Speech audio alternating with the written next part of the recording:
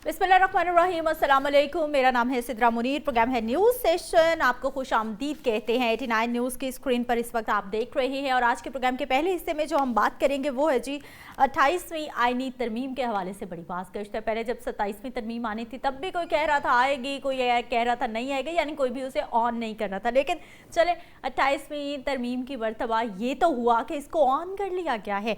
On किसने किया मैं आपको बता देती हूँ जी। वज़ीर आज़म के मुशीर बराए सियासी अमूर राना सनाउल्लाह साहब से गुफ्तगू हो रही थी। उनकी जानिब से कहा गया है कि भाई 27वीं तरमीम आ चुकी है, अब जो भी तरमीम आएगी 28वीं ही आएगी। तो इसका कहीं ना कहीं जो है वो इशारा जो है वो 28वीं तरमीम आने की तरफ भी है। 28वीं तरमीम में क्या होगा, NFC अवार्ड के मामलात जो हैं वो डिस्कस होंगे। आबादी, पानी की तरसील और दीगर अहम कौमी इश्यूज शामिल हैं जिनके हवाले से डिटेल सामने आएंगी।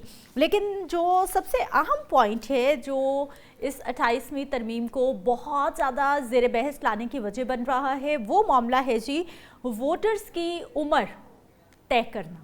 पहले तो ऐसा शख्स जिसका ID कार्ड बन जाता है 18 साल की उम्र में वो नौजवान वोट कास्ट करने का अहल करार दिया जाता है। लेकिन अब ये खबरें मौसूल हो रही हैं कि 28वीं तरमीम में कोई ऐसी शिक शामिल की जा रही है जिसमें वोटर की उम्र 22 साल, 25 साल, 20 साल करने की तजवीज़ भी ज़ेरे गौर है। क्यों किया जा रहा है, कैसे किया जा रहा है? क्या 18 साल का नौजवान हमारे कौमी फैसले कर सकता है, अपना हक के राय दही इस्तेमाल कर सकता है, या फिर वाकई ही एज बढ़ा देनी चाहिए? इसी पे बात करेंगे जी। आरिफ अब्बासी साहब हमारे साथ मौजूद हैं। आपका ताल्लुक तहरीक इंसाफ से है, रहनुमा है आप तहरीक इंसाफ के। आरिफ साहब आपको खुश आमदीद कहते हैं, बहुत शुक्रिया आपके वक्त का। सबसे पहले तो सर हमें ये बताइए कि 28वीं तरमीम आ रही है क्या, कब आ रही है? बिस्मिल्लाहिर्रहमानिर्रहीम। देखें जी सिदरा, सबसे पहले तो हमारा जो प्रिंसिपल मौक़िफ़ है इस चीज पे, आलमी अमेंडमेंट या कानून साजी जो भी ये असम्बली करती है, हम इस असम्बली को लेजिटिमेट असम्बली नहीं समझते। सही। हम समझते कि ये अवाम की नुमाइंदा असम्बली नहीं है, इसको तो कानून साजी या बजट पास करने का हक भी नहीं है। जो कि ये मतलब आईनी तरमीम तो ये सोच भी नहीं सकते इन्होंने जो 26वीं 27वीं की है, जो बेड़ा गर्क किया है मुतफिका आइन को, जिसकी आने वाली कई नस्लें उसका खमियाना भुगतेगी। तो मौजूदा असम्बली के पास पहले तो ये अखलाकी ना कानूनी ये ताकत है कि यह आइन में अमेंडमेंट करे। दूसरा, 28वीं तरमीम ले आए या 29वीं ले आए या 30वीं ले आए, मौजूदा हालात में जो इंतजामिया का रवैया है, जिस तरह इंतजामिया का किरदार है, जिस तरह इलेक्शन कमीशन का किरदार है, इनको किसी तरमीम की जरूरत ही नहीं है। इनको तो फॉर्म 47 की जरूरत है। और फॉर्म 47 आपने देखा है जिस तरह इन्होंने बनाए हैं, इलेक्शन तो मीनिंगलेस हो गया इस मुल्क में, स्पेशली फेब 2024 के इलेक्शन के बाद। वो इलेक्शन से लोगों का एतमाद, एतकाद, यकीन उठ गया है। अब तो जो हुक्मरान चाहेंगे वही रिजल्ट आएगा, चाहे कोई भी तरमीम हो, कोई भी कानून हो, वो मैटर नहीं करता। आप वोटर की उम्र 60 साल कर दें या वोटर की उम्र 17 साल कर दें, रिजल्ट इन्होंने खुद बनाने, तो वोटर जब मैटर ही नहीं करता तो फिर इस किस्म के ये मामलात में ये क्यों पड़ रहे हैं? इस किस्म के जाली किस्म के असम्बली से एक जाली तरमीम कराने की इनकी क्या जरूरत है? मजीद आरिफ अब्बासी साहब, होगी। आपकी गुफ्तगू में सर आपने कहा कि ना आप असम्बलीज को मानते हैं ना पार्लियामेंटेरियंस को मानते हैं। मुझे सर ये बताइए कि आपने कहा कि मर्जी के तो फैसले हो रहे हैं, जो हुकूमत चाहती है वही तो हो रहा है, तो सर फिर ये तरमीम की ज़रूरत क्यों पड़ रही है? 27वीं तरमीम आई, अब 28वीं की तरफ जा रहे हैं। आपको क्या लगता है ऐसे कौन से मामलात हैं जो कि 28वीं तरमीम के ज़रिए ही हल हो सकते हैं, उससे पहले हल नहीं हो रहे? देखिए सर, असल में मौजूदा हुक्मरानों को पता है कि इनकी बेस अवाम में नहीं है, इनकी रूट्स अवाम में नहीं है। और फिर ये जो इनलीगल, जो गैर कानूनी के इक़दाम इन्होंने पहले किए हैं, जैसे सूबाई असम्बलियों के इलेक्शन से लेके जो निगरान हुक्मरान थे और उसके बाद आगे चल होता है कि लातादाद आईनी खिलाफ वर्जियां हुई हैं और बड़ी सुर किस्म की हुई हैं। ये जो आइंदा गैर कानूनी काम या अपने मफादात को तहफ़्फ़ुज़ देने के लिए, अपने इक़्तिदार को तहफ़्फ़ुज़ देने के लिए एक जाली किस्म की एक वो लेजिटिमेसी लेना चाहते हैं, जिसका इनको कोई फ़ायदा नहीं हुआ। कल इंशाअल्लाह ताला जब अवामी हुकूमत आएगी, अवामी नुमाइंदे इस मुक़द्दस ऐवान में बैठेंगे, तो मेरा नहीं ख्याल कि इन्हें तरमीम की या इनकी जितनी भी कानून साजियाँ, जैसे उन्होंने इलेक्शन कमीशन के कानून में तरमीम की, बाकी पीका एक्ट में तरमीम की, बहुत सारे कानून में इन्होंने जो तरमीम की वो इनकी किसी काम नहीं आएंगी, शायद इनके गले पड़ जाए। तो मैं तो नहीं समझता कि इतना तरद्दुद करना चाहिए, ठीक। मजीद बदनामी मोल लेनी चाहिए अब्बासी 28वीं साहब, तरमीम का। अब्बासी साहब मुझे ये बताइए सर कि जो वोटर की उम्र है 18 साल ही रहनी चाहिए, या फिर जो प्लान हो रहा है 28वीं तरमीम में जो सुनने में आ रहा है कि 22 या 25 साल हो जानी देखें चाहिए, आपका पॉइंट ऑफ व्यू क्या है? देख, देखें वोटर की उम्र तो 18 साल आखिर इसी असेंबली ने आइन में डाली थी, बड़ी सोच समझ के। वो जो हमारे बुजुर्ग थे जिन्होंने ये आइन बनाया, हम्म। पहले 21 साल हुआ करती थी, शायद आपको याद हो, फिर जी 21 जी से 18 बिल्कुल। कर दी गई। तो मेरा ख्याल है कि इसमें ये जो फायदा ढूंढ रहे हैं वो इनको नहीं मिलने वाला।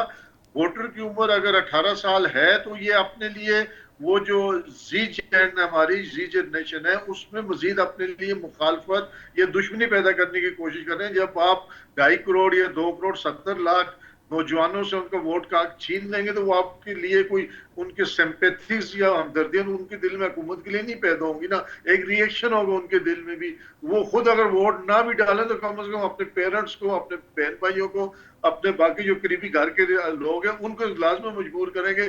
जहां वो खुद वोट डालना चाहते थे वो उनके पेरेंट्स या बहन भाई या उनके घर के अफराद उसी पार्टी को वोट दें जिसको उनको देने से जबरदस्ती ताकत के जरिए रोक दिया गया। अब्बासी साहब एक मुझे जनरलाइज में क्वेश्चन करूंगी आपसे कि आपको क्या लगता है, अपना पर्सनल पॉइंट ऑफ व्यू भी दीजिएगा कि 18 साल का एक नौजवान, क्या उसमें इतनी सियासी बसीरत होती है, क्या वो अकली तौर पर, शाउरी तौर पर इतना जो है वो पुख्ता हो जाता है कि वो फैसला कर सके कि इस वक्त मुल्क में कौन सी सियासी जमात को होना चाहिए? क्या हमारा नौजवान 18 साल की उम्र में इतना पुख्ता हो जाता है? आपको क्या लगता है? नहीं, मैं बिल्कुल समझता हूँ हो जाता है जी। 18 साल की उम्र में जब आप उसको आईडी कार्ड दे देते हैं तो वो तमाम अहम फैसले करने का अहल हो जाता है। वो मतलब है कि अपनी नौकरी के लिए चॉइस का, तालीम उसकी तकरीबन उस उम्र में आके कम इंटरमीडिएट हर बच्चा कर चुका होता है जब वो 18 साल का होता है जिसने पढ़ा हो। तो जब आप उसको जिंदगी के बाकी सारे संजीदा फैसले करने का इख्तियार दे देते हैं आईडी कार्ड की सूरत में, तो पासपोर्ट तो खैर बचपन से बन जाते हैं। आईडी कार्ड एक ऐसी है, आप उसको ड्राइविंग लाइसेंस उसमें वो बना सकते हैं, उसमें वो बिजनेस कर सकते हैं, उसमें कोई भी जो लीगल काम है वो शनाख्ती कार्ड पे कर सकते हैं, बैंक अकाउंट चला सकता है। तो फिर क्या वजह आप उसको क्यों नहीं आप वोट का हक उसको उससे छीनना चाहते हैं? अच्छा सर मुझे ये बताइए कि आपने कहा कि 18 साल उम्र ठीक है, तो फिर ये क्यों बातें हो रही हैं कि 22 और 25 साल उम्र जो है वो की जा रही है या फिर होनी चाहिए?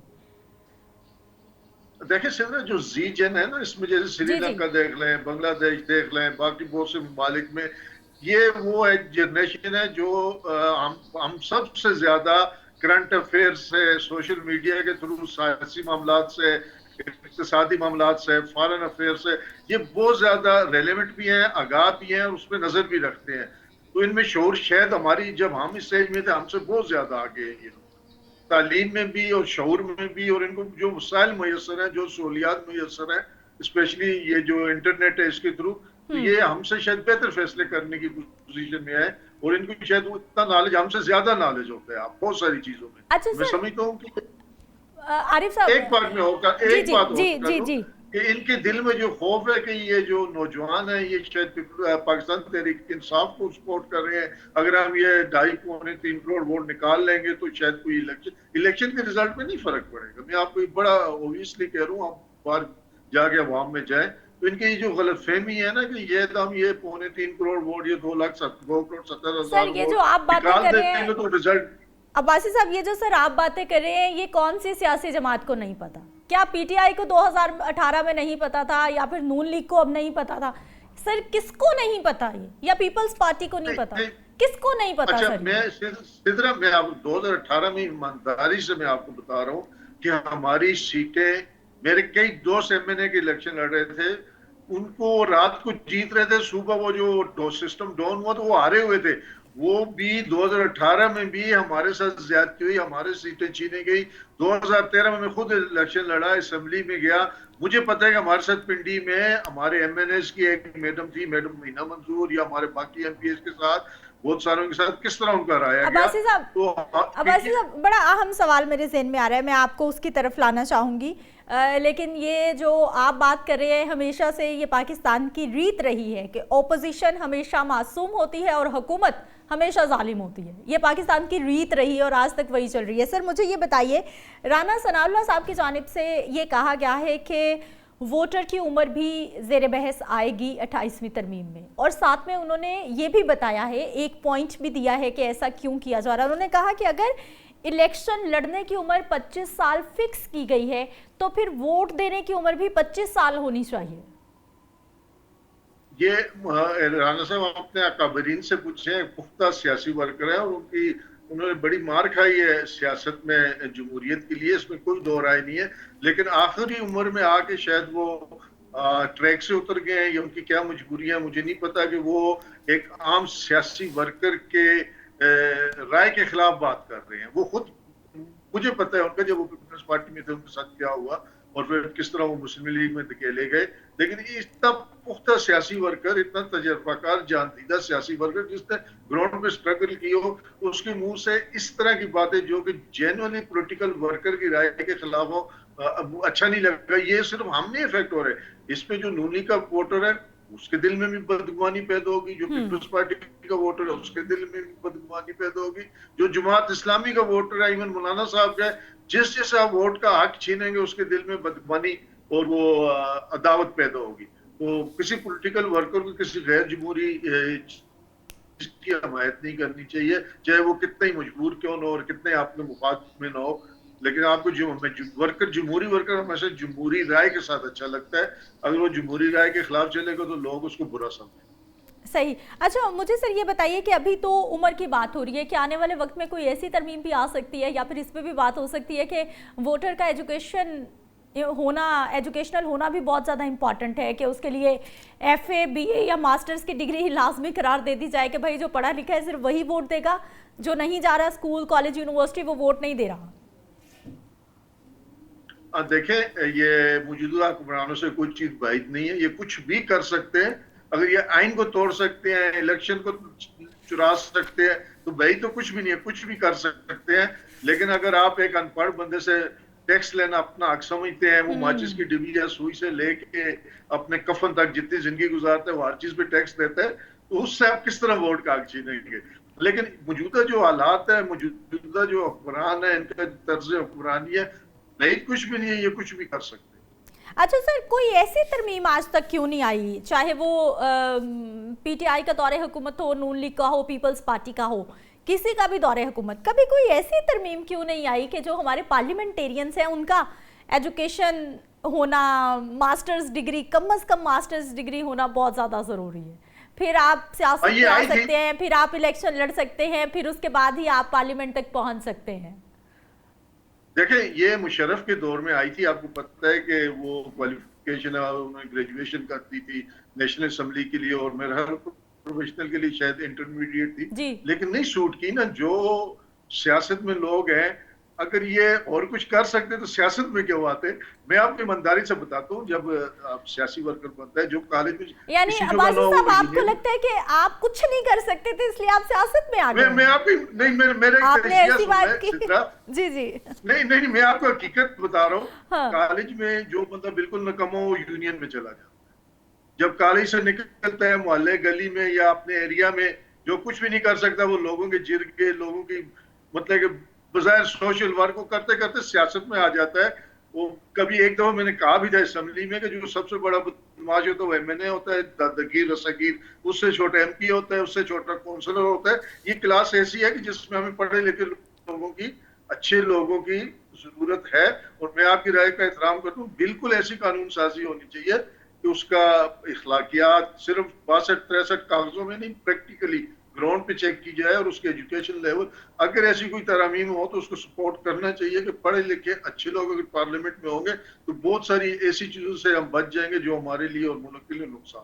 सर, आप सपोर्ट करने वाले हैं 28वीं तरमीम को? वोट देंगे हक में या मुखालफत में? डेफिनेटली। अभी तो तरमीम का किसी को भी नहीं पता, नहीं, या वज़ीर आज़म से पूछ लें। जैसे 26 तरमीम, 27वीं तरमीम जब ऐवान में टेबल हो गई तो पता चला, तो अभी तो किसी को पता ही नहीं। अवाम में चीज है, या जो कराने वाले हैं उनको शायद पता हो। आप किसी भी हुक्मरान जमात के किसी MNA से पूछ लें, किसी मिनिस्टर से, इवन लॉ मिनिस्टर से पूछ लें आप कि भाई क्या है 28वीं तरमीम, तो मेरा नहीं ख्याल कि आपको कुछ जवाब दे। अच्छा सर, 27वीं तरमीम जब लाई गई तो उसका क्या क्या फायदा हुआ कि अब गवर्नमेंट को लग रहा है कि 28वीं तरमीम भी लाई जानी चाहिए? देखें, 27वीं तरमीम का ये फायदा हुआ कि आपको एक आईनी अदालत मिल गई, आपको मतलब अब सुप्रीम कोर्ट के जो 100 मोटो तो उससे जान छूट गई। अब जो मर्जी करें, जो लोग उसमें बैठे हैं, 5 लोग हैं मेरा ख्याल है इसमें आईनी अदालत में, तो वो तो अभी आप आज सारा सिस्टम चेंज कर दें और आनी मतलब आपका जो सदारती निजाम आ रहा है, आनी अदालत उसको वो कर देगी, वैलिडेट कर देगी। इसी तरह ये जो तरमीम 28वीं होगी, ये कहाँ जाएगी? ये वहीं जाएगी, वैलिडेट हो जाएगी। जो हमारी पुरानी पिटिशनर्स पड़ी हुई हैं वो भी अभी तक वो वहीं तो जानी सर है। आप एहतजाज तो क्यों नहीं करते? 27वीं चुपचाप आई, किस वक्त आई, कब पास हो गई, इम्प्लीमेंटेशन हो गया, किसी ने कुछ, आप पीटीआई भी डर के क्या अंदर बैठ गई? अब एहतजाज कुछ नहीं है, हाँ, कोई मेरा सवाल नहीं ख्याल है कि उठाएगा। खौफ है ऑपोजिशन लोगों सर को। ना होने के बराबर है इस वक्त। ऑपोजिशन सिर्फ थोड़ी हाँ बहुत जो है देखो, वो टीवी पे सोशल मीडिया पे नजर आ रही है, बाकी कोई रोल नहीं है ऑपोजिशन का इस वक्त। मेरा ख्याल है जो कुछ कर दिया गया अपोजिशन के साथ 9 मई के बाद, फिर 26 नवंबर, उसमें पहले 25 मई हुआ, तो उसके बाद खौफ है वर्कर का भी। देखें अभी हमारे हजारों वर्कर जेलों में है, उनके पीछे फैमिली सफर कर रही हैं, जो मुकदमे में अभी कल फिर हमारी तारीखें, मतलब महीने में 4 5 6 दफा हम लोग तारीखें, तो लोग सफर कर रहे हैं। और खौफ एक है, वर्कर जो है वो थोड़ा सा उस तरह मोटिवेटेड है, बट उसके लिए खौफ कि मैं जेल चला जाऊंगा, पर्चा हो जाएगा, पुरस्यू कौन करेगा, पीटीआई उस तरह की जमात ने जो फंडिंग करे या पैसे दे वर्कर को। अभी जो हमारे लोग जेलों में, उनके घर के बड़े बुरे हालात हैं।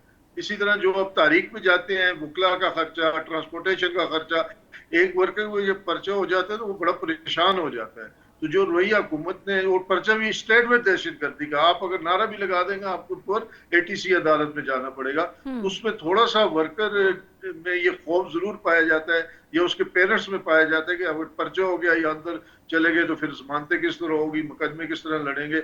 इससे थोड़ा सा वो बैकफुट पे आई है जमात। लेकिन जो मोटिवेशन है, जो लोगों की हमदर्दियां हैं, जो लोगों की एफिलिएशन है, वो रोज बरोज बढ़ती जा रही है। अगर कभी भी अल्लाह करे हो जो गैर जानबदाराना ईमानदाराना इलेक्शन हुए, तो आपको समझ आ जाएगी कि लोग इमरान खान के साथ। अब्बासी साहब, मुझे सर ये बताइए कि आपने कहा कि जितनी सख्ती कर दी गई है, वोटर सपोर्टर इस वक्त डर रहा है और नौजवानों के साथ जो कुछ हुआ बिल्कुल हकीकत है। मुझे ये बताइए सर कि जब भी हम एहतजाज की बात करते हैं, मुल्क में कुछ करने की, एहतजाज की या किसी भी मामले की बात करते हैं, तो हमेशा गरीब बंदा डंडे क्यों खाता है, उसी को मार क्यों पड़ती है, वही सड़कों पे क्यों निकलता है, उसकी फैमिली क्यों असरअंदाज होती है? ये पार्लियामेंटेरियंस, हमारे एमएनए, हमारे एमपीएस, ये कोई फ्लोर पे बताएं, एहतजाज करें, कुछ नजर आए, सड़कों पे निकले, अपनी भी तो जिम्मेदारी निभाए ना। या फिर हमारे जो बड़े हैं उन्होंने सिर्फ सियासी बड़ों ने सिर्फ ठंडे कमरों में बैठना है और गरीब ने आके बाहर जो है वो डंडे खाने? नहीं, मारने वाले भी गरीब के ही बेटे होते हैं, मार खाने वाले भी गरीब के बेटे होते हैं। एलीट क्लास जो है, जो ये बड़े लोग हैं, इनको और इनकी औलादों को, चाहे वो किसी भी पार्टी से हो, हमने कभी सुना है कि बड़ा सियासतदान कोई रोड पे गिरा है उसका सर फट के? बहुत कम ऐसी मिसालें हैं। तो ये बदकिस्मती है हमारे पॉलिटिकल जो एरा है, जो हम सियासी लोग हैं, वो दूसरे के बच्चों को ज्यादा इस्तेमाल करते हैं और अपनी कोशिश करते हैं अगर मेरे बच्चे, मेरे जो रेलिवेंट लोग हैं, वो अगर एहतजाज है तो वो शायद उसमें घर से भी ना निकले। ये बदकिस्मती है, इसमें कोई दो राय नहीं है कि अमीरों के बच्चे या मतलब सियासी लीडर अपने बच्चों को उस तरह नहीं इन्वॉल्व करते प्रोटेस्ट में जिस तरह आम वर्कर को इस्तेमाल करते हैं। फिर एक बात मैं आपको और बता दूं, फिर जब हुक्मरानी में आते हैं तो इन वर्करों का पुरसाने हाल भी कोई नहीं होता। इनको किसी जगह कहीं ये मैटर नहीं करते, ये सिर्फ इस्तेमाल उसी हद तक होते हैं, नारे लगा दिए, कैंप लगा दिए, वोट दे दिए, पोलिंग स्टेशन संभाल लिए, जब रिजल्ट आ गया, जब अनाउंसमेंट हो गई एमएनएस एमपीएस या कैबिनेट बन गई, फिर इन बेचारों को शायद इनका टेलीफोन सुनना भी बड़ा मुश्किल हो जाता है। फिर 5 साल के लिए बस फोन बंद, कोई नहीं पूछने वाला, 5 साल बाद दोबारा गलियों में आएंगे, शक्लें दिखाएंगे। ये हकीकत है। अब्बासी साहब, बड़ी ये मुझे बड़ा पसंद आया कि आपने जो हकीकत है उसको बिल्कुल खुले दिल से तस्लीम किया है कि हमारी सियासी वर्कर का काम है सच्ची बात करना, हाँ, चाहे वो आपके खिलाफ जाती हो या आपके हक में जाती हो। बिल्कुल ऐसा ही है। अच्छा सर, मुझे ये बताइए कि पीटीआई इस वक्त मुकम्मल तौर पर चाहे 28वीं तरमीम भी आए तो उसके पूरे हाथ बंधे हुए हैं, वो ना फ्लोर पे कुछ कर सकती है, ना वो बाहर तो निकलने का ऑप्शन नहीं है। तो पीटीआई बस साइड पे, जिसे कहते हैं खुड्डे लाइन लगी हुई है, वो साइड पे हो गई है, गवर्नमेंट का जो चाहे वो करती जाए। नहीं देखें, हम कोशिश तो अपने तौर पे जितनी हमें ताकत है, सलाहियत है, जितना हम कर सकते हैं मौजूदा हालात में, हम जरूर मुखालफत भी करेंगे, एहतजाज भी करेंगे, लेकिन अगर मैं कोई बहुत बड़ा दावा कर दूं हम, तो वो नामुमकिन है। जिस हद तक हम कर सकते हैं, चाहे वो फ्लोर ऑफ द हाउस हो, चाहे वो रोडों पे हो, चाहे सोशल मीडिया पे हो, चाहे मीडिया पे हो, हम अपनी हद तक करेंगे, लेकिन जितना हम कर सकते हैं और उतना जरूर करेंगे। वो मैंने आपको बता दिया जो मौजूदा हालात है, कितना कोई कर सकता है। ठीक है सर, 28वीं तरमीम, अगर मैं आपसे मकासद पूछूं, क्योंकि हमने जो मोस्ट इम्पॉर्टेंट शीट जो हम वोटर के हवाले से बात कर रहे हैं, इसकी मोस्ट इम्पॉर्टेंट शीट कौन सी है? क्या लगता है 28वीं तरमीम में सिर्फ ये वोटर की उम्र के हवाले से बहस होगी, यही बहुत बड़ा इशू है, या फिर इससे बड़े भी मामला सामने आएंगे? नहीं, मेरा ख्याल है कि वोटर का तो एक इशू है जो मैटर नहीं करता, क्योंकि वोटर ही मैटर नहीं करता, तो वोटर की उम्र मैं जो है जो मेरा मैं 1977 से इलेक्शन में, मतलब कि 1977 में जो इलेक्शन था उसमें मैंने पर्चे बताई थी, उससे ऑनवर्ड बड़ा एक लंबा सफर है। तो मैटर करता है कि मौजूदा निजाम को संभाला कैसे जाए और इसको काबू करके मजबूत किस तरह किया जाए, क्योंकि मसनूई निजाम है ना जी, अवाम में इसके रूट्स नहीं है। इस निजाम को इस्तेकाम देने के लिए शायद कोई सिस्टम में बड़ी तब्दीली आ जाए, पॉसिबिलिटी है। और किस शायद कोई टाइप की ऐसे तब्दीली सर? इसके माइट भी के सिस्टम को पार्लिमानी से हटा के मतलब कि प्रेसिडेंशियल सिस्टम की तरफ ये ले तो जाया सर एक जाए। साल से तो हम सुन रहे हैं, लेकिन ये पॉसिबिलिटी सोची जा सकती है। हाँ। I don't have the any news, but मुझे ऐसा लग रहा है कुछ ऐसे मजबूत बंदोबस्त किए जाएंगे कि सिस्टम को किसी तरह, मसनूई सिस्टम को, आर्टिफिशियल सिस्टम को किसी न किसी तरह बैसाखियां दे के इसको मजबूत किया जाए और इसको आगे चलाया जाए। ठीक है आरिफ अब्बासी साहब, आप हमारे साथ मौजूद रहे, आपके वक्त का बहुत बहुत शुक्रिया। मैं एक ब्रेक पे जाऊंगी, वापस आएंगे, मज़ीद टॉपिक्स पे बात होंगे। ब्रेक के बाद एक बार फिर से आपको खुश आमदीद कहते हैं। नाज़रीन, हमारा असली दुश्मन भारत, जैसे पाकिस्तान की पूरी दुनिया में कोई बेहतरी की बात होती है, आजकल आपको पता है कि हम सालिस का किरदार निभा रहे हैं, फील्ड मार्शल की बार बार बात होती है, वज़ीर आज़म पाकिस्तान की बार बार ट्रम्प बारहा जिक्र कर चुके हैं, तो ये सारी चीज़ें जो हैं वो आपको पता है, फिर हमसाया दुश्मन हो तो फिर उससे डाइजेस्ट तो नहीं होती, तो वो आए रोज़ कोई ना कोई ऐसा चुटकुला, कोई ना कोई ऐसी फुलझड़ी ज़रूर छोड़ देता है कि उसको लगता है कि शायद इन चीज़ों से पाकिस्तान डर जाएगा। हालांकि कई बार दिखाया जा चुका है कि बेशक आप नंबर में हमसे बहुत बड़े हैं, लेकिन जज्बा हमारा बहुत बड़ा है। जब भी आपने इधर मुँह किया है तो फिर मुँह की खा के ही वापस गए हैं। अब पाक फौज के शोबा ताल्लुकात आमा ISPR की जानिब से भारतीय आर्मी चीफ की जानिब से जो एक बयान दिया गया, उन्होंने एक हालिया इंटरव्यू दिया जिसमें उन्होंने कहा कि पाकिस्तान को फैसला करना होगा कि वो जुग्राफिया और तारीख का हिस्सा बनना चाहता है या नहीं। तो उसका जो है वो रद्दअमल सामने आया है। ISPR की जानिब से ये बताया गया है कि पाकिस्तान एक एटमिक कुव्वत है, ये नहीं भूलना चाहिए। और पहले भी इतनी बार भारत ने कोशिश की है पाकिस्तान को धमकाने की, डराने की और हमला करने की, लेकिन हमेशा ही मुंह की खा कर वापस किया है। इसी मामले पे बात करनी है, पाक फौज पे बात करेंगे, पाकिस्तान की सियासी मामलात की बात करेंगे और हमारे हमसाए दुश्मन की बात करेंगे कि आखिर वो सुकून से क्यों नहीं रहता जब पाकिस्तान बारहा ये कहता है कि अगर हम पे हमला होगा तो फिर हम मुंह तोड़ जवाब देंगे, लेकिन हम फिर भी अमन चाहते हैं, हम सुकून चाहते हैं, हम लड़ाई झगड़ा नहीं चाहते, हम दहशतगर्दी नहीं चाहते, क्योंकि ये इंसानियत की अगर बात करें तो ये किसी के भी हक में नहीं होगी। हसन हाशमी हमारे साथ मौजूद है, सीनियर जर्नलिस्ट हैं, आपको खुश आमदीद कहते हैं, बहुत शुक्रिया आपके टाइम का। हसन हाशमी, भारत के साथ कौन सा ऐसा मसला है जो शायद कभी भी हल नहीं होगा, लेकिन अमन की क्यों नहीं बात की जा सकती, जबकि पाकिस्तान हमेशा अमन का पैगाम देता है, लेकिन वहाँ से कोई ना कोई ऐसा बयान सामने आता है कि फिर ऑब्वियसली हम चुप तो नहीं बैठेंगे। जी बहुत शुक्रिया सिदना मुनीर साहिबा की है ना। मैं आपको एक बात बताऊं कि अब तो पाकिस्तान की सिचुएशन ये है कि अल्हम्दुलिल्लाह Pakistan by every single passing moment दुनिया के अंदर अपनी जो पोजीशन मेंटेन कर चुका है, जिस स्टैंडिंग में वो खड़ा है उसमें अब हमारी तरफ से जवाब दुनिया दे रही है। अच्छा, अभी जो जिक्र आप जो कर रही हैं कि जो इंडियन आर्मी चीफ है उसने जो गीदड़ भपकी लगाई है और इंडियन आर्मी चीफ ने जो बात की है कि जनाब हम तुम्हें नक्शे से मिटा देंगे, आप थोड़ा सा जरा इस बात को अंडरस्टैंड करें कि इस वक्त राइट नाउ ये जो शोशे छोड़ रहे हैं ये उनकी बदतरीन बेबसी की गम्माजी है। ये तमाम बयानात इस वक्त राइट नाउ इंडिया का मसला या मोदी सरकार का मसला या हिंदुस्तान की फौज का मसला जो है वो दर हकीकत अपनी आवाम के साथ है। आप जरा गौर कीजिएगा कि एक ऐसे वक्त में जब हमने मार्का हक को सेलिब्रेट किया, एक ऐसा मार्का जिसकी गवाही दुनिया ने दी है। और ये मैं बताऊं आपको, ये पहला वाकया शायद इस दुनिया या इंसानी तारीख का है जिसमें हमने क्लेम नहीं किया कि हम जीते हैं, दुनिया ने हमें बताया कि हम जीते हैं। और हिंदुस्तान जितना मर्जी क्लेम कर रहा है, लेकिन दुनिया ने एस्टैब्लिशली फैक्ट के साथ बता दिया कि वो बदतरीन जिल्लत अमेज शिकस्त से दो चार हुआ है।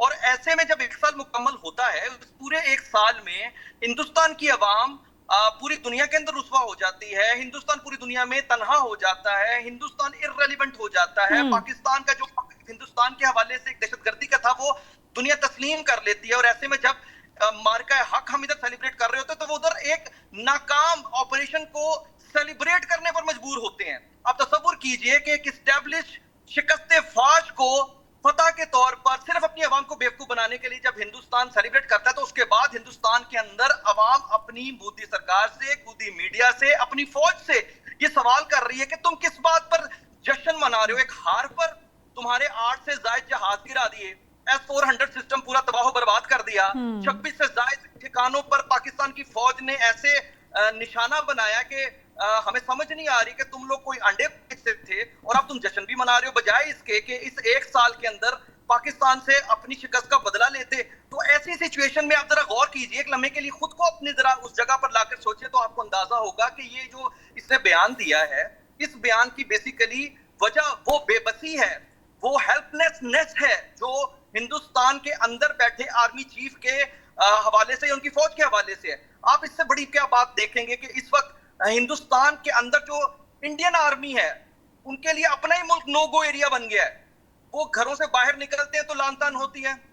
और आप मुझे बताएं कि आजादी पसंद तहरीकें जहां जहां चल रही हैं, वहां इंडियन फौज को दाखिल होने नहीं दिया जा रहा, तो इन्होंने हम पर हमला करना। तो मुझे लगता है कि इनके इस बयान को सीरियस लेने की जरूरत नहीं है। ये ऐसा बयान नहीं है, ये एक जरूर हम कह सकते हैं कि बदतरीन ज़हनी कसम पुर्सी की अलामत है। हाँ, हम क्यों बयानबाजी करते हो, कल नहीं अभी यार हमला कर यार।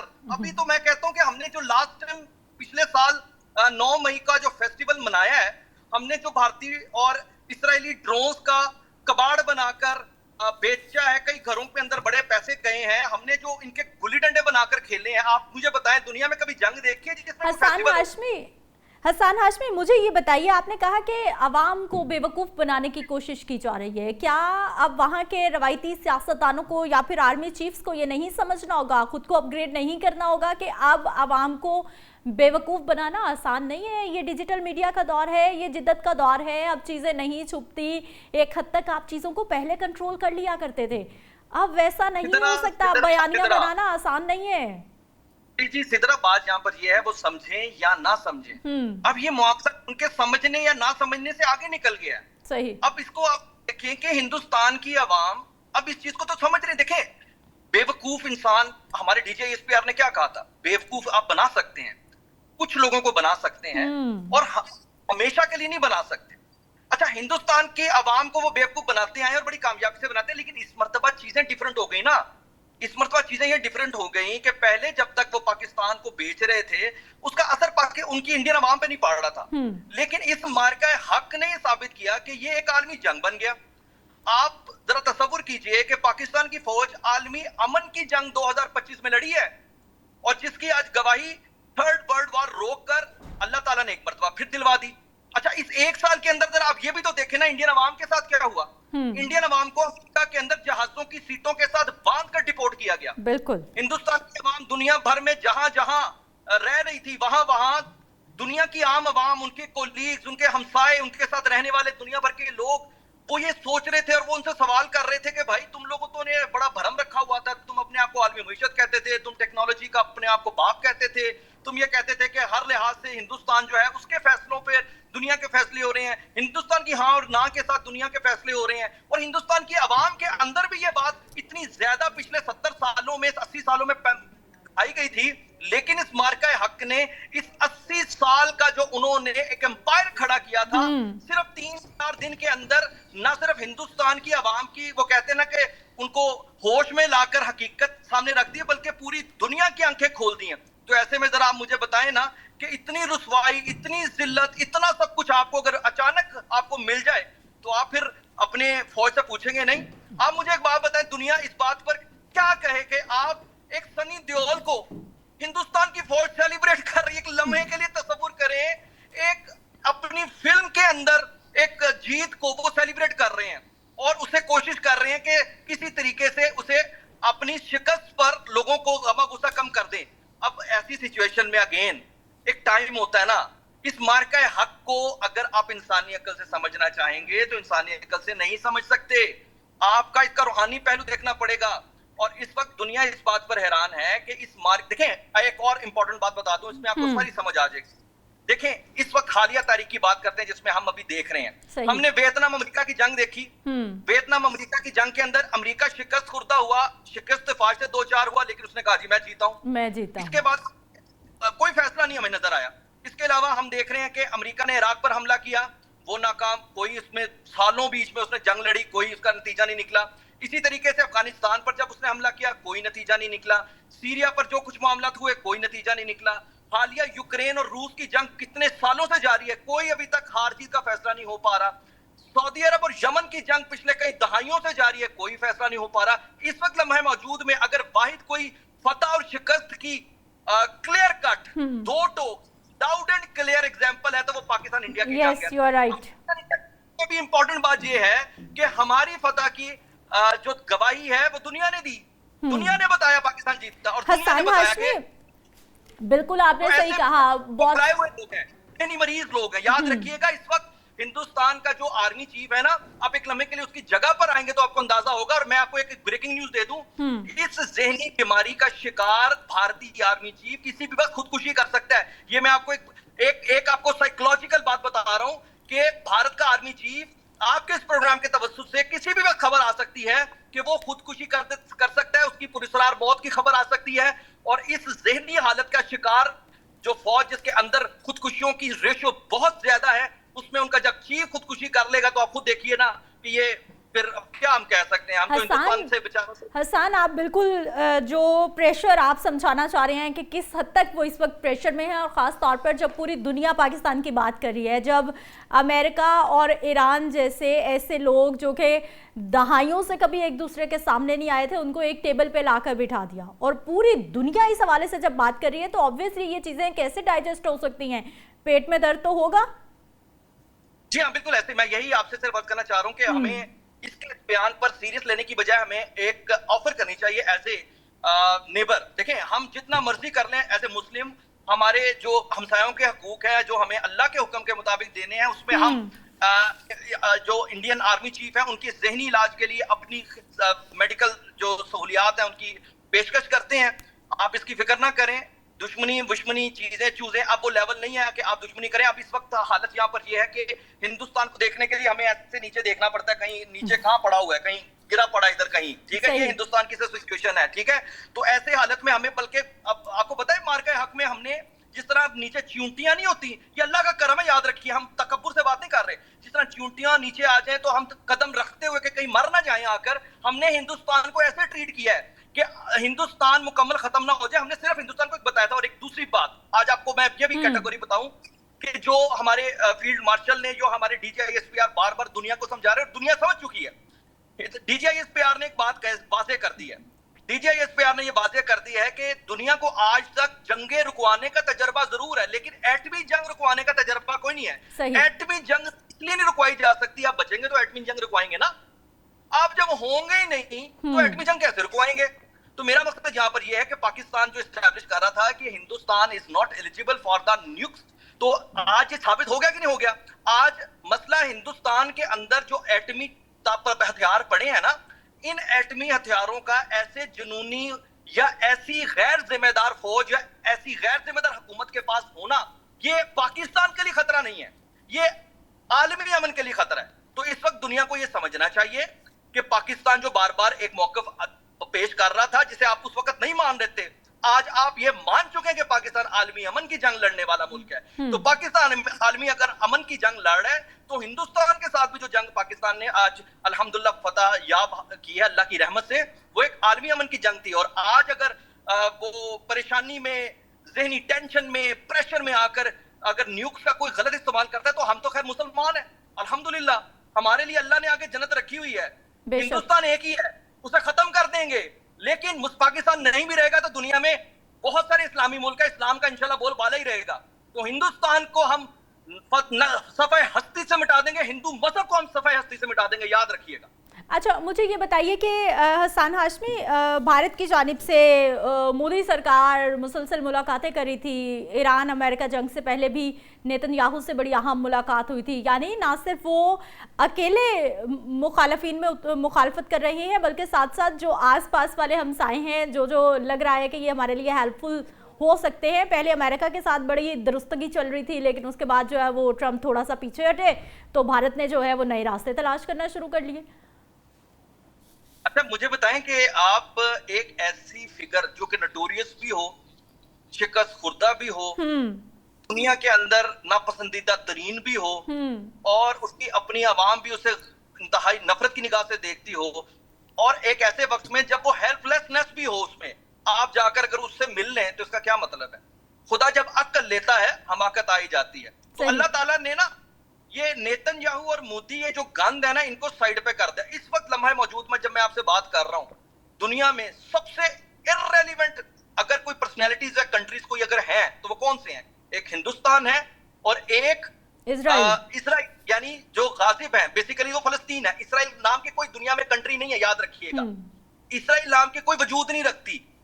इसराइल एक नाजायज कब्जा के माफिया के तौर पर उधर आई हुई है। तो इररेलेवेंट कौन है जिन्हें ना अमेरिका तस्लीम करता है? सही। हसन हाशमी, आप हमारे साथ मौजूद रहे और आपने एंड पे बड़ी एक मतलब इम्पॉर्टेंट बात भी की है कि वो लोग जिनकी अपनी कोई जगह नहीं है, जिनको खुद कोई रखने को तैयार नहीं है, वो बाहर आ रहे हैं, दूसरों को मिल रहे हैं और उन लोगों को आंखें दिखा रहे हैं जिनकी अच्छी खासी पूरी दुनिया जो है वो इस वक्त सुन भी रही है और मान भी रही है। और यकीनी तौर पर ISPR की जानिब से जो प्रेस कॉन्फ्रेंस की गई है, जो ऐलान किया गया है, जो चीज़ें सामने आई हैं, वो सिर्फ बातें नहीं हैं, वो कई बार जो है ये साबित भी हो चुका है। और आने वाले वक्त में भी जब जब दुश्मन चाहेगा, ISPR हमारी पाक फौज साबित करने को फिर से तैयार है। एक ब्रेक पे जाते हैं, वापस आएंगे, मज़ीद टॉपिक्स पे बात होगी। ब्रेक के बाद एक बार फिर से आपको खुश आमदीद कहते हैं। अच्छी खबर नहीं है मेरे पास, पहले ही हम बात कर रहे होते हैं कि रोज़गार के मौके नहीं है, बेरोज़गारी बढ़ती जा रही है और बेरोज़गारी बढ़ाने में हुकूमत भी पेश है। स्क्रीन पे ये जो मनाजिर आप देख रहे हैं, ये वो लोग हैं जो कि मेट्रो बस रावलपिंडी और इस्लामाबाद में अपना गुजर बसर कर रहे थे, यानी वहाँ पे मुलाजमत करते थे और डेली वेजर हैं मोस्टली इनमें से, और इनको हुकूमत की जानिब से जो तनख्वाह दी जाती थी डेली वेजेस पे, जिस दिन ये छुट्टी करते थे उस दिन की इनको तनख्वाह नहीं मिलती थी, सिर्फ जिस दिन काम पे आते थे उस दिन की तनख्वाह मिलती थी। 200 के करीब ऐसे मुलाजमीन हैं जिनको बगैर किसी नोटिस के नौकरियों से निकाल दिया गया है। एक तरीका कार होता है ना, अगर आपने किसी को नौकरी से निकालना है, उसका रोजगार छीनना है, तो आप उसको बताते हैं कि भाई आपके पास 1 महीने का टाइम है, 1 महीने के बाद हमें आपकी ज़रूरत नहीं रहेगी, तो आप अपना कुछ इंतज़ाम कर लें। यहाँ पर क्या होता है, सुबह बेचारा मुलाजिम जो है वो अपने काम पे पहुँचता है और उससे पहले जो है वो नोटिस मौसूल हो जाता है कि अब हमें आपकी ज़रूरत नहीं है, आज से कल से आप वापस ना आएँ। ये क्या हो रहा है? पहले इन लोगों की ज़रूरत क्यों थी, अब इन लोगों की ज़रूरत हमें क्यों नहीं रही? यानी सरकार पहले पेट्रोलियम मसनूआत की कीमतें महंगी कर रही है, बिजली महंगी कर रही है, गैस बिजली बहरान यहाँ पर चल रहा है, लोगों के पास 2 वक्त की रोटी नहीं है, महंगाई मुसलसल बढ़ रही है और ऐसे में 200 लोग नहीं हैं, वो 200 ख़ानदान हैं, उनका पूरा पूरा घर है, उनकी माएँ हैं, उनकी बहनें हैं, उनकी बीवियाँ हैं, उनके बच्चे हैं, उन्होंने कहाँ से खाना है? कोई ये क्यों नहीं सोच रहा? जावेद इकबाल साहब सीनियर सहाफ़ी हमारे साथ मौजूद है। सर अस्सलाम वालेकुम, खुश आमदीद कहते हैं आप। क्या हाल है आपका? सर ये हुकूमत क्यों नौकरियां छीन रही है भाई? ये 200 मुलाजमीन अगर आज तक इनकी ज़रूरत थी तो अब इनकी ज़रूरत क्यों नहीं रही? शुक्रिया मैडम मनीर, बड़ा अच्छा टॉपिक है आज का, इस पर बात करेंगे, हम खुल के बात करेंगे।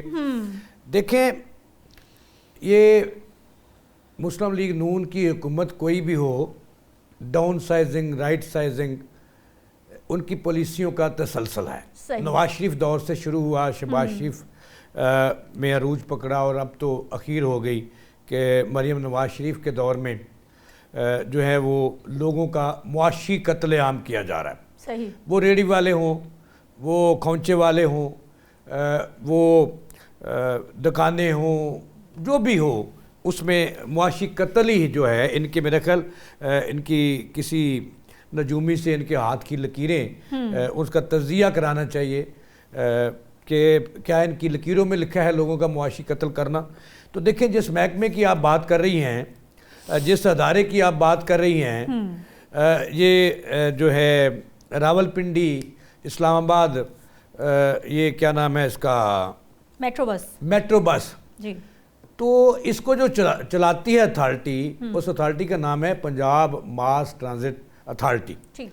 और इसकी चेयरमैन जो है वो चीफ मिनिस्टर पंजाब हैं, ठीक। मरियम नवाज शरीफ इसकी चेयरमैन है। यानी माँ ने बच्चों को निकाल जी, दिया। माँ ने बच्चों को ना सिर्फ निकाला बल्कि उनका कत्लेआम किया, उनका मुआशी कत्लेआम किया। बात यहाँ पे नहीं रुकती। सही। देखें, ये नीयतों का फतूर है। जब रखे थे 12 साल के लिए तो क्यों रखा था, वर्क चार्ज बुनियादों पे क्यों रखा था। अब देखें, अचानक उनको 2 महीने की तनख्वाह नहीं मिली, वो माँ के सामने नहीं रोएंगे तो किसके सामने रोएंगे। देखें, कहते हैं कि माँ अल्लाह का दूसरा रूप होती है। तनख्वाह नहीं मिलेगी। अब देखें, 2 माह से उन्हें तनख्वाह नहीं मिली, कोई तरीकाकार है, कोई शर्म हया है, कोई नहीं है। अब देखें, ये बात यहाँ पे ख़त्म नहीं होती। जब से मरियम नवाज शरीफ साहबा की हुकूमत आई है, इन्होंने डाउन साइजिंग और राइट साइजिंग के नाम पर इतना मुआशी कत्ल कर रहे हैं ये लोगों का। अब तक की जो इतलात हैं सरकारी, मोहतरमा मरियम नवाज साहबा जिनको 32 तोपों की सलामी हो, चूंकि वो मुआशी कत्ल आम कर रही हैं मुलाजमीन का, वो सीटें ख़त्म कर रही हैं, वो असामियाँ ख़त्म कर रही हैं। अब मेरी इतलात ये है कि ग्रेड, जब से इनकी हुकूमत आई है, ग्रेड 1 से 16 तक, बाद में 22 तक ले गए ये, अब तक 3,25,000 रजिस्टर्ड और अथेंटिक असामियाँ ख़त्म कर चुकी हैं। सबसे ज़्यादा जो है वो महकमा सेहत में तबाही आई। सही। अब इन्होंने वहाँ पे एक वर्क चार्ज का कल्चर दिया, रेगुलर मुलाजमीन डॉक्टरों को फारिग किया। सही। अब लोकम पिल की पॉलिसी ले आए, और जो डिस्ट्रिक्ट हेडक्वार्टर के नीचे नीचे जो महकमा सेहत के मराकज़ हैं वहाँ पे इन्होंने कत्लेआम किया, मुआशी कत्लेआम किया। उन्होंने एहतजाज किया मार रोड पर तो उन पे लाठी चार्ज किया, उन पे गोलियां बरसाई, उन पे आंसू गाज फेंकी। मुझे जी, मैं थोड़ा सा अगर मुझे टाइम दे तो। जी, आप बिल्कुल सही कह रहे हैं जावेद साहब, लेकिन ये जो मैं इस वक्त स्क्रीन पे मनाजिर देख रही हूँ ना, मैं चाह रही हूँ कि इससे पहले के टाइम हमारे मतलब सेगमेंट का ख़त्म हो, हम बात करें कि भाई 8 से 10 साल से ये मेट्रो बस में मुलाजमीन थे, ठीक है, और 2027 तक इनका कॉन्ट्रैक्ट था, तो आपने कैसे निकाल दिया इनको, क्यों निकाल दिया? अब देखिए, ये मादर पिदर आजाद हैं। और सर, ये थर्ड पार्टी वाला जो कल्चर है, यानी थर्ड पार्टी, आपने सिर्फ हुकूमत के जो उन्होंने एक ठेकेदार रख लिया, उसने आगे बंदे रख लिए, आपके इदारे से लोग वाबस्ता है और आपको नहीं पता कि उनको तनख्वाहें नहीं मिल रही, या उनको 40,000 से कम 20-20, 25-25,000 तनख्वाहें मिल रही हैं। जब कोई बात करता है तो उनको जो है नौकरी से निकाल जी, ऐसे ही है। ऐसे जब आपने यहाँ पे तो इजाज़त नहीं है, वैसे हम जमहूरी मुल्क में हैं, इस दौर में जमहूरी हुकूमत जो है उसमें राय होती है आम बंदे की, तमाम स्टेक होल्डर्स को बैठाया जाता है, उस पर बातचीत होती है, फिर ऐसे ये हतमी इकदाम है मुलाजमीन को निकालना, ये कानून के मुताबिक नहीं है। अगर आप किसी को कॉन्ट्रैक्ट पर भी रखते हो या ढाक पे रखते हो तो 2 महीने पहले नोटिस दिया जाता है जो कानून कहता है, और फिर उसको तनख्वाह दी जाती है 1 महीने की एडवांस। इन जालिमों ने तो उन्हें एडवांस क्या देनी थी कि अपनी रोजी रोटी का बंदोबस्त कर लो, ना उन्हें कोई नोटिस दिया और 2 महीने की ईद आ रही है, ठीक है, अब ईद आ रही है, वो कैसे ईद मनाएंगे? अब देखिए, मैं जो बात बता रहा हूँ, इन्होंने को 35,000 असामियाँ ख़त्म की है महकमा तालीम के अंदर, और जनाबे वाला 54,000 असामियाँ उन्होंने ख़त्म की हैं या करने जा रहे हैं महकमा सेहत के अंदर, जिसमें डॉक्टर्स भी शामिल हैं। लोकम पर वर्क चार्ज बंदे रख रहे हैं और उनको भी नहीं रहने दे रहे। अब 10 महकमे, और मैं आपको खबर दे रहा हूँ, 10 महकमे हैं जिनमें मजीद 1 लाख बंदा ये निकाल रहे हैं। वो सेहत है, रेवेन्यू है, ट्रांसपोर्ट है, एंटी करप्शन है, आबपाशी है, हाउसिंग है, स्पेशल एजुकेशन है, प्रोसिक्यूशन है, जंगलात है, बोर्ड ऑफ रेवेन्यू है। इनकी देखभाल के लिए, छानबीन के लिए इन्होंने एक राइट साइजिंग कमेटी बनाई है, जो ये इनके नाम बताएगी, ये सामिया बताएंगी और उनको फारिग कर दिया जाएगा। अब इनसे पूछो कि आप 12-12 अरब का जहाज ले लेते हैं और ये मुलाजमीन की तनख्वाह जो है, आपके जो 2 मरियम बीबी साहबा के जो 2 पायलट रखे हैं ना गोरे, जो उनकी 1 महीने की तनख्वाह है, आपका एक जोड़ा उससे महंगा है, एक जोड़ा महंगा है।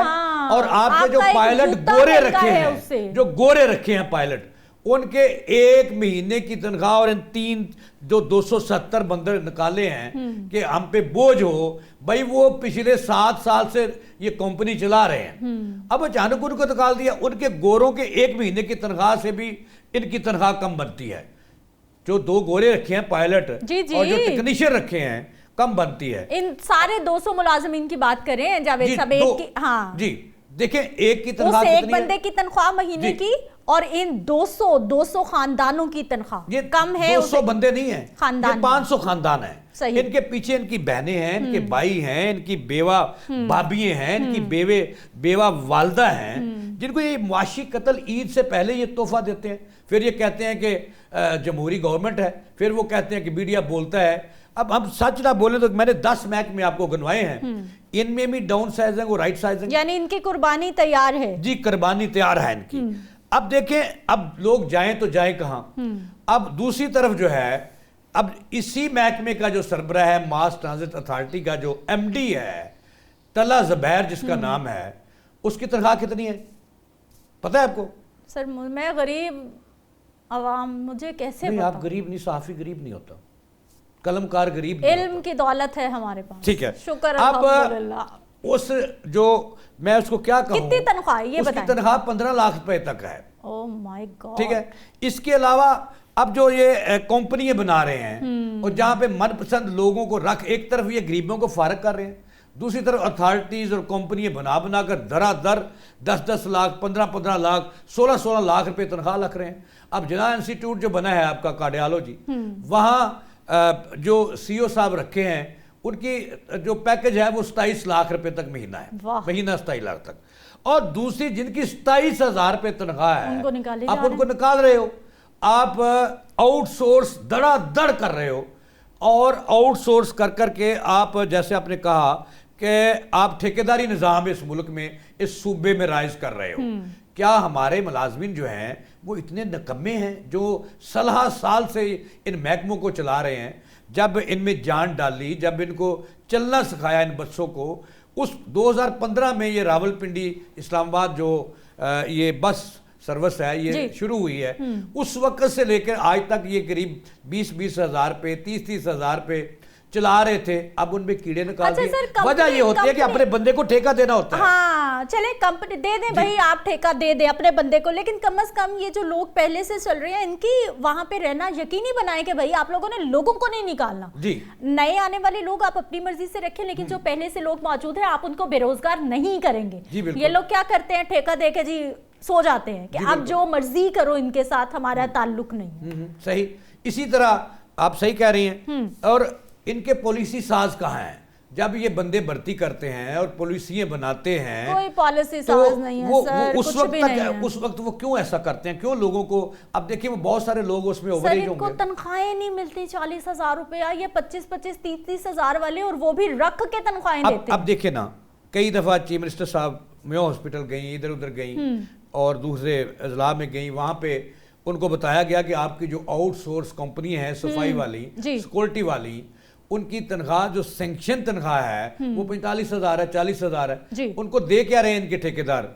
16,000, 15,000, और वो भी 6-6 महीने लेडी HSN अस्पताल, Mayo hospital, services hospital, Gangaram, जना, जर्नल, अलाइड, नश्तर, 4-4 महीने से उनको जो सैंक्शन तनख्वाह है उसकी बजाय 20-20 हज़ार रुपये इन्होंने रखा हुआ है, और वो भी नहीं दे रहे। मरियम नवाज को लोगों ने बताया, वुज़रा को, सलमान रफीक को बताया, सेक्रेटरी सेहत को बताया, उस इमरान नज़ीर साहब को बताया, इमरान नज़ीर साहब को डंडा दिया पिछले दिनों 2 अस्पतालों में, मुल्तान थे मेरे ख्याल, वहां पे तो तनख्वाहें उन्होंने 6 माह की रुकी हुई थी, दिलाई दी पिछले महीने दी 6 माह। अब जो दीगर अदारे हैं वहां पे ये तनख्वाह तो दिला नहीं सकते, इंसाफ ये दे नहीं सकते, ये सिर्फ मुआशी कत्ल मुलाजिमिन का कर सकते हैं, उनके घरों के चूल्हे बुझा सकते हैं। इजाजत लेनी है सर। और ये रोना ऐसा है कि ये मेरा फेवरेट है, रोना जो है वो, मैं 3 घंटे भी मुझे बिठाए रखेंगे ना तो मैं आवाम के लिए बोलती रहूंगी, क्योंकि किसी ने तो